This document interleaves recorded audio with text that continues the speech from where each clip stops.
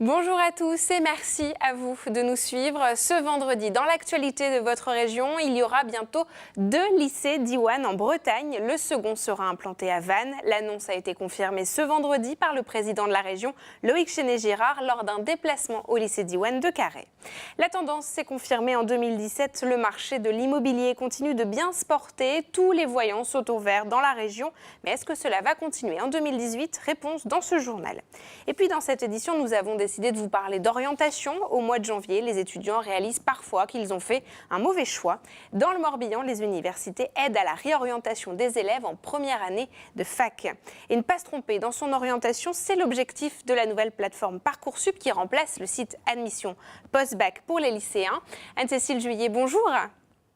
Bonjour Julie. Et les lycéens vont pouvoir commencer à saisir leurs vœux pour l'enseignement supérieur. Oui, effectivement, Parcoursup est en ligne depuis 5 jours pour que les lycéens le découvrent. Mais en réalité, pour eux, les choses sérieuses commencent vraiment à partir de ce lundi. Et vous nous en parlerez dans un instant, Anne-Cécile. Voilà pour les titres de cette édition. Tout de suite, votre JT Breton du vendredi 19 janvier 2018.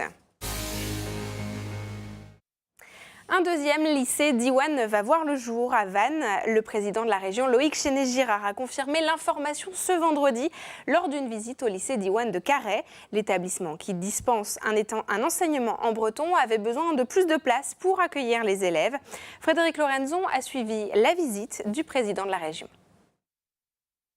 Loïc Chenet-Girard, le président de la région Bretagne, a visité le lycée Diwan à Carhaix ce vendredi. Les locaux appartiennent à la région, mais sont pleins à craquer. Le président a confirmé la construction d'un second lycée à Vannes. Le soutien depuis des dizaines d'années du Conseil régional se poursuivra bien entendu et nous avons pu échanger sur le projet de lycée que nous avons évoqué, sur lequel le Conseil régional a déjà voté à terme dans le pays de Vannes, et puis les problématiques de financement. L'association Diwan, qui obtient 100% de réussite au bac à Carhaix, s'est réjouie de cette confirmation, mais a aussitôt exprimé son inquiétude avec la disparition des emplois aidés. Diwan est en danger, on a parlé des emplois aidés, la crise qu'on a connue à la rentrée. La solution, on ne la connaît pas encore pour la rentrée. On connaît la volonté, votre engagement, votre volonté pour trouver des solutions, mais sur le terrain, ça coince toujours. Le lycée de Carhaix abrite 380 lycéens, à 97% des élèves internes. Le lycée est donc un lieu de vie toute la semaine pour des jeunes venus de toute la région. Les locaux vont être étendus et réaménagés. Des locaux indispensables dans un établissement scolaire, notamment les centres de documentation où on manque de surface. C'est tout ce qui est aussi santé, tout ce qui se rapporte à la santé, à la prévention, à l'infirmerie. Et des locaux administratifs et de vie scolaire sont les principaux points de tension. Le réaménagement du lycée de Carhaix va coûter 3 millions d'euros à la région Bretagne. Quant au futur lycée de Vannes, aucun chiffre n'a été avancé. Diwan accueille en tout 900 élèves dans 6 collèges dans la région, notamment à Vannes et également en Loire-Atlantique. Toujours pas d'issue au conflit entre le Crédit Mutuel Arkea et la Confédération nationale du Crédit Mutuel. Le Crédit Mutuel Arkea souhaite obtenir son indépendance vis-à-vis de la maison mère. La décision devait intervenir ce vendredi. À la place, la Fédération bretonne a décidé d'organiser une consultation. Les personnels des caisses locales devront choisir entre indépendance et centralisation, un vote qui devrait avoir lieu lors du premier semestre 2018. L'immobilier se porte bien selon le bilan de l'année 2017 des notaires de l'Ouest. Les ventes dans la région ont augmenté de 20%. Au niveau national, la hausse n'est que de 12%.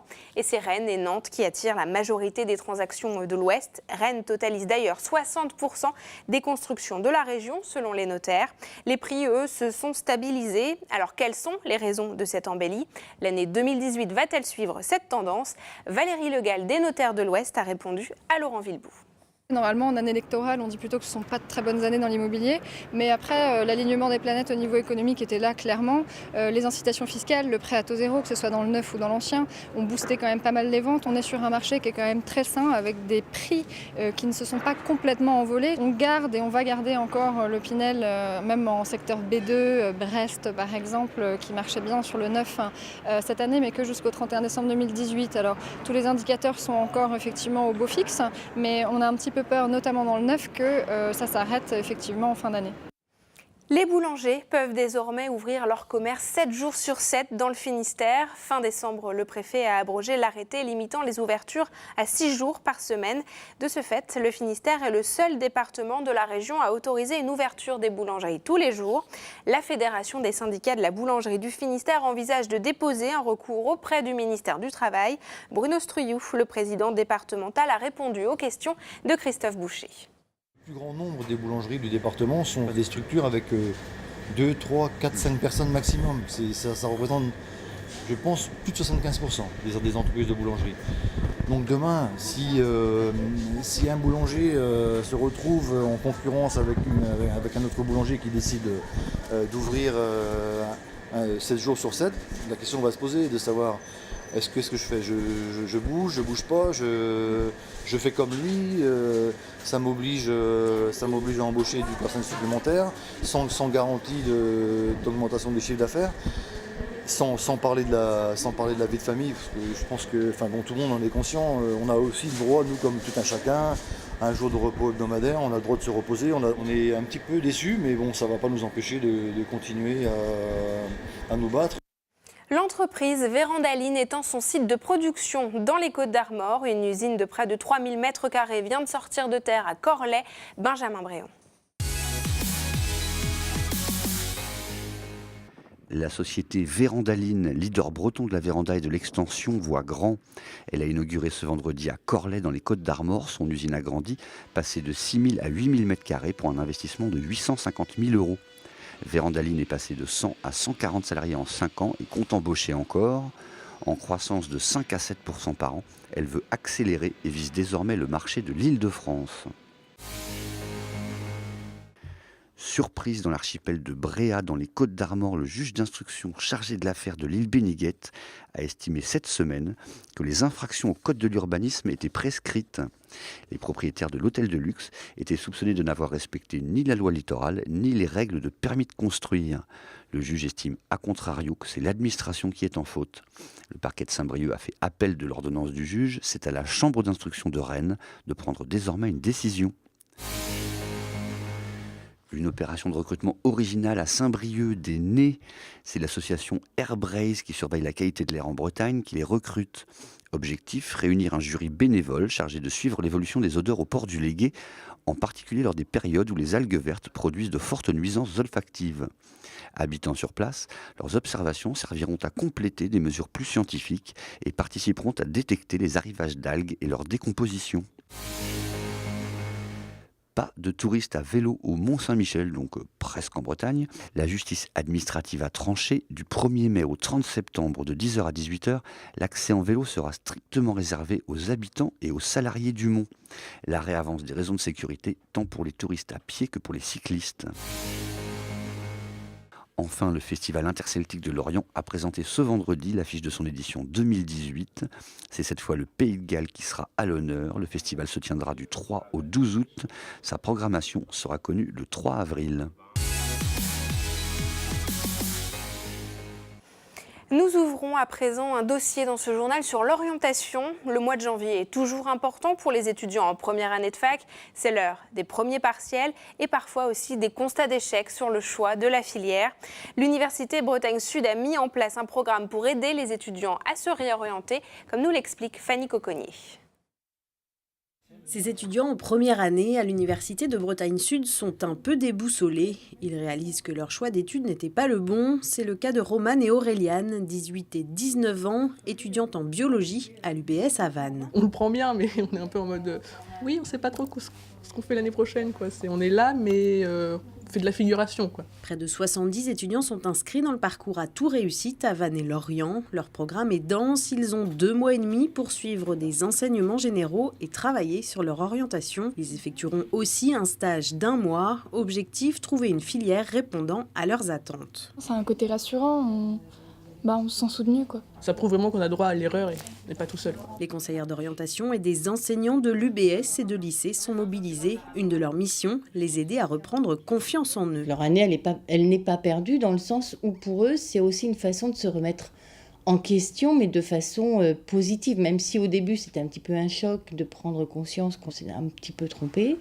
Ils prennent vite conscience que finalement ils rebondissent bien par rapport à ça et que leurs acquisitions de premier semestre, elles sont quand même là. Et le dispositif a fait ses preuves. L'an dernier, sur 63 étudiants inscrits dans le dispositif à Vannes-et-Lorient, 85% d'entre eux ont repris une autre formation, comme Cynthia, qui a quitté la fac de droit pour un BTS immobilier. Je voulais à tout prix faire la fac de droit depuis que je suis toute petite. Au moins, j'ai vu réellement ce que c'était. Et puis après, ça m'a permis de rebondir sur autre chose et pas rester toute l'année me perdre, me noyer dans la fac. Moi, j'ai pu rebondir rapidement. Lundi, dans toute la France, le dispositif Parcoursup entrera en service. L'un de ses objectifs, se préparer au mieux à l'entrée dans l'enseignement supérieur et éviter les erreurs d'orientation. Et justement, est-ce la fin des erreurs d'orientation, comme le disait Fanny dans son reportage, avec l'arrivée de Parcoursup? En tout cas, c'est l'objectif affiché par le gouvernement et on retrouve tout de suite Anne-Cécile Juillet pour en parler. Anne-Cécile, première question, pourquoi le gouvernement a voulu créer Parcoursup ? Parce qu'il a fallu mettre fin au fiasco d'APB. Alors APB, c'était Admission Post-Bac. La précédente plateforme, elle avait été mise en place en 2009. Jusqu'à cette date, c'était le principe du premier arrivé, premier servi qui faisait office, surtout dans les filières sous tension, qui étaient très demandées. Mais le problème, c'est qu'APB a vu ses limites l'an dernier. Avec les lycéens nés au moment du boom des années 2000, du baby-boom des années 2000, il y a eu des listes d'attente. Et APB a résolu le problème en procédant à des tirages au sort. Alors cette mesure a été très décriée. Un rapport de la Cour des comptes a mis à l'index ce mécanisme opaque. Et puis surtout, plusieurs centaines de lycéens se sont quand même retrouvés sur le carreau. Alors il faut quand même bien noter qu'en Bretagne, on a été relativement épargné par ce fiasco d'APB. Et qu'est-ce qui différencie Parcoursup alors d'APB ? Déjà, c'est la méthode. Le gouvernement veut avant tout faire preuve de pédagogie. C'est pour ça que Parcoursup est en ligne depuis lundi dernier. Les lycéens sont invités avec leur famille à surfer sur le site, à regarder des tutoriels vidéo, à lire des foires aux questions. Il y a un énorme effort de fait au niveau de la communication. Bref, on veut que les étudiants s'approprient Parcoursup, qu'ils s'y sentent à l'aise avant d'y déposer leurs vœux. Ça, ils pourront le faire à partir de lundi matin et jusqu'à la mi-mars. Et alors, au-delà de la communication, il y a du changement quand même, on imagine ? Oui, bien sûr, parce que principalement, le principe du tirage au sort est révolu. Désormais, les lycéens vont devoir motiver leurs vœux, expliquer pourquoi ils veulent aller dans telle ou telle filière. L'idée, c'est de mettre vraiment en adéquation leur formation au lycée, leurs résultats et leur parcours post-bac, quitte à suivre d'ailleurs une remise à niveau d'un semestre, par exemple. C'est envisagé. Donc, c'est ce qui devrait garantir d'une certaine façon leur réussite dans l'enseignement supérieur. Alors évidemment, tout cela génère des craintes. Les syndicats dénoncent en fait l'arrivée d'un principe nouveau, celui de la sélection à la fac. Le bac premier grade universitaire ne serait plus l'unique condition à l'entrée pour s'inscrire dans la filière de son choix. En tout cas, c'est vraiment ce que redoutent les syndicats enseignants notamment. Et justement, un appel à la grève a été lancé justement par les syndicats pour le 1er février pour protester contre Parcoursup. Merci beaucoup en tout cas Anne-Cécile pour toutes ces informations précieuses pour les futurs étudiants. Merci. Et c'est la fin de cette édition. Merci beaucoup de nous avoir suivis. On se retrouve lundi à 19h pour un nouveau point sur votre actualité régionale. Je vous souhaite une belle soirée et surtout un bon week-end.